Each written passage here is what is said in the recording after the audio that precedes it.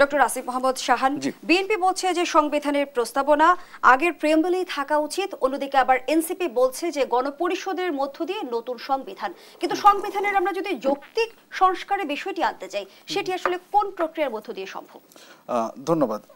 এখানে কয়েকটা বিষয় আছে। আমরা যখন কনস্টিটিউশনকে যখন পলিটিক্যালি অ্যানালাইজ করি, আমরা দুটো ভাগে ভাগ করি। একটা হচ্ছে ডগমেটিক এরিয়া, যেখানে হচ্ছে গিয়ে আমরা এর মূলনীতিগুলো কি হবে, আমরা এই জিনিসপত্রগুলো নিয়ে কথা বলি, এর আদর্শের জায়গাগুলো, আইডিওলজিক্যাল পার্সপেক্টিভ নিয়ে কথা বলি। সেকেন্ড জিনিসটা হচ্ছে অর্গানিক এরিয়া, সেখানে হচ্ছে পাওয়ার স্ট্রাকচারের বিষয়, ইনস্টিটিউশনাল ক্যাপাসিটির বিষয়। পার্সোনালি আমি ডগমেটিক ইস্যু নিয়ে খুব বেশি মাথা ঘামাতে চাই না। কেন আমি বলি, at the end of the day আপনি আসলে, কারণ আমরা যেটা বলছিলাম যে এখন যে জায়গাটা আমরা আছি এটা হচ্ছে নেগোসিয়েশনের জায়গা। এখন হচ্ছে গিয়ে আমরা কতখানি ছাড় দেব, কতখানি হচ্ছে গিয়ে নেগোশিয়েট করব, কোন জায়গাটা এসে বার্গেন করব, সেটা ডিটারমাইন করার কথা। এখন বাংলাদেশের আমরা গত 15 বছরে যে চিত্রটা দেখেছি, শুধু 15 বছর কেন, 91 থেকেও যদি দেখি, আমরা যেটা দেখেছি যে পাওয়ারের কনসেন্ট্রেশনটা যদি আমি দূর করতে চাই, তাহলে আমাকে এই অর্গানিক জায়গাগুলোকে আমাকে অ্যাড্রেস করতে হবে। ডগমেটিক জায়গাতে আপনি যাই চেঞ্জ করুক না কেন, সেইটা কসমেটিক চেঞ্জ হিসেবেই থেকে যাবে, যদি না হচ্ছে কি আপনি অর্গানিক জায়গাগুলোতে চেঞ্জ করতে পারেন। এখন আসুন ওই ইস্যুতে, যে আপনি যদি প্রিএমবেলে ওইটা না করে, আপনি যদি হচ্ছে গিয়ে যে কথাটা বলা হচ্ছে যে আপনি একটা আলাদা শিডিউলে জুলাই প্রোক্লেমেশন একটা কিছু অ্যাড করা হবে, আমি ওইটাতে মোটা দাগে বড় ধরনের সমস্যা দেখি না। কারণ 71-এর যে গুরুত্ব, সেটার মানে অস্বীকার করার কোনো ধরনের বিষয় আমার নেই। কিন্তু যেটা হচ্ছে ইম্পর্টেন্ট জায়গা, অর্গানিক জায়গাগুলোতে, যেমন একটু আগে আমরা যে কথাটা নিয়ে কথা বললাম, যে ইলেকশন কমিশন, দেখুন যে কোনো ইলেকশন কমিশনকে আমরা বলি ইনস্টিটিউশনস অফ অ্যাকাউন্টেবিলিটি। একটা ইনস্টিটিউশনস অফ অ্যাকাউন্টেবিলিটি, তার যেমন অটোনমি দরকার হয়, আবার অটোনমির মানে কোনোভাবেই সে সবার জবাবদিহিতার বাইরে থাকবে এরকম কোনো ঘটনা কোথাও হয় না। আপনি যদি হচ্ছে গিয়ে ফর ইনস্ট্যান্স আপনি যদি ইউএসের দিকে তাকান বা হচ্ছে গিয়ে ইউকের দিকে তাকান, তাদের যে ন্যাশনাল অডিট অফিস থেকে শুরু করে, তাদেরও হচ্ছে গিয়ে একটা হিয়ারিং প্রসেসের মধ্যে দিয়ে যেতে হয়। সিনেটে একটা হিয়ারিং হয়, কংগ্রেসে একটা হিয়ারিং হয়, সেখানে তাদের অ্যাকশনগুলোকে এক্সপ্লেইন করতে হয়। আপনি যদি তাদেরকে সরানোর জন্য সুপ্রিম জুডিশিয়াল কাউন্সিল রাখতে চান, তাতে কোনো সমস্যা নেই। কিন্তু আপার চেম্বারে বা লোয়ার চেম্বারে, এটা আমি এখনও ক্লিয়ার না যে কোথায় হচ্ছে গিয়ে সেটা হচ্ছে, তারা নির্বাচন করছেন, তারা খরচ করবেন, তারা লোকবল নিয়োগ করবেন, কেন কোন পারপাসে হচ্ছে গিয়ে তারা করছেন, সেটার জন্য তাদের কোনো ধরনের জবাবদিহিতা থাকবে না, given that they are using public money. এবং মনে রাখা দরকার যে এইখানে আমরা কনস্টিটিউশনাল অ্যামেন্ডমেন্টের কথা বলছি। সো এইখানে লজিকটা বা আমাদের হচ্ছে গিয়ে আর্গুমেন্টটা হচ্ছে গিয়ে প্রিন্সিপালের জায়গায়, যে আমরা কোন প্রিন্সিপালটাতে যেতে যাচ্ছি। সো প্রিন্সিপালের জায়গায় একটা ইনস্টিটিউশনস অফ অ্যাকাউন্টেবিলিটি, সে যা রিপোর্ট পেশ করবে, সে যাই করবে না কেন, যেমন office of the controller auditor general একটা কনস্টিটিউশনাল বডি, তাকে তো পাবলিক অ্যাকাউন্টস কমিটির কাছে তো হচ্ছে গিয়ে তাকে একটা রিপোর্ট দিতে হয়। এখন পাবলিক অ্যাকাউন্টস কমিটি যদি চায়, তাহলে তার কার্যক্রমের পর্যবেক্ষণ সে করবে না। এই ধরনের স্বাধীনতা শুধুমাত্র হচ্ছে গিয়ে স্বেচ্ছাচারিতাকে করে, তার একটা কন্ট্রোল থাকতে হবে। কেন আপনার হচ্ছে গিয়ে পার্লামেন্টারি কমিটিগুলো দরকার? কারণ পার্লামেন্টারি কমিটি সেটা তো লেজিসলেচারের একটা অংশ, সেটা তো সংসদের একটা অংশ। আপনি যদি হচ্ছে গিয়ে সার্বভৌম, আপনি যদি সেপারেশন অফ পাওয়ারের কথা বলেন, এই যে ইনস্টিটিউশন অফ অ্যাকাউন্টেবিলিটি, এই ইনস্টিটিউশনগুলো তো হচ্ছে গিয়ে এগুলোর বাইরে। তো তার একটা অ্যাকাউন্টেবিলিটি যদি সার্বভৌম সংসদের কাছে থাকে, সে যদি হচ্ছে গিয়ে সে যে কাজগুলো করেছে তার প্রেক্ষিতে যদি হচ্ছে গিয়ে তার একটা জবাবদিহিতা চাওয়া হয়, আমি তো সেখানে কোনো সমস্যা দেখছি না, নাম্বার ওয়ান। নাম্বার টু হচ্ছে, এখানে আরেকটা খুব ইম্পর্টেন্ট ব্যাপার আছে। যেমন আমরা এখনও জানি না যে, ধরা যাক এই যে যেমন ইলেকশন কমিশনের রিফর্মের যে প্রস্তাবটা, রিফর্ম কমিশনের যে প্রস্তাবটা, এইটা যদি আপার হাউসের কোনো স্ট্যান্ডিং কমিটির কাছে হয়, তাহলে আপার হাউসে আমরা জানি প্রপোর্শনাল রিপ্রেজেন্টেশনের একটা কথা আছে।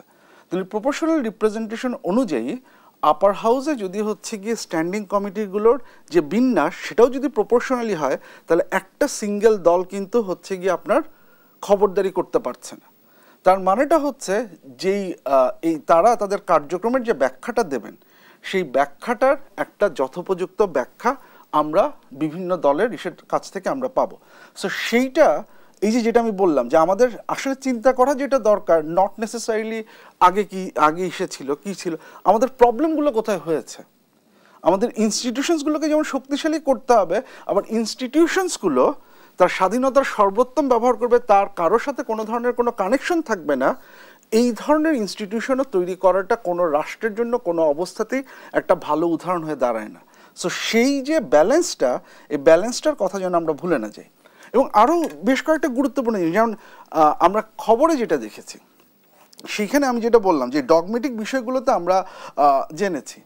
এখনো পর্যন্ত যে জিনিসপত্রগুলো আমি ব্যক্তিগতভাবে জানতে খুব আগ্রহী, যেমন বিএনপির 31 দফায় আপার হাউসের একটা প্রস্তাব ছিল। সো আমি ধরে নিচ্ছি আপার হাউসের প্রস্তাবে বিএনপির দ্বিমত থাকার কোনো কারণ নেই। ইলেকশন কমিশনের যে বক্তব্য, সেখানে ইলেকশন কমিশন আপার হাউসের প্রপোর্শনাল রিপ্রেজেন্টেশনের কথা বলেছে। আমি জানতে চাই বিএনপির এই জায়গায় অবস্থান কি। ইলেকশন কমিশন তার যেই রিপোর্ট দিয়েছে সেইখানে 100টি আসনে আপনার হচ্ছে গিয়ে রোটেশনাল সিস্টেমে মহিলাদের জন্য সরাসরি নির্বাচনের মাধ্যমে নির্বাচনের কথা বলেছে। আমি জানতে চাই বিএনপির এখানে কি অবস্থা। এই জিনিসপত্রগুলো আমার কাছে খুব ক্লিয়ার এখনো হয়নি। সো এগুলো যদি আমি জানতে পারি তাহলে আমি বুঝতে পারবো যে আসলে নেগোসিয়েশনের জায়গাটা কোথায় আছে, সে কোথায় আছে। এখন আসেন শেষ যে পয়েন্টে, যে গণপরিষদ বা গণপরিষদ না কেন, এইখানে আমাদের আসলে অপশনগুলো কি কি। একটা অপশন হচ্ছে যেটা চিফ অ্যাডভাইজার বলছেন, একটা জুলাই চার্টার হবে, সেই জুলাই চার্টারটা বাস্তবায়ন করবে। এখন যেই জায়গাটা বারবার চলে আসতেছে, আমরা কিসের ভিত্তিতে কোনো রাজনৈতিক দলকে আবার বিশ্বাস করব?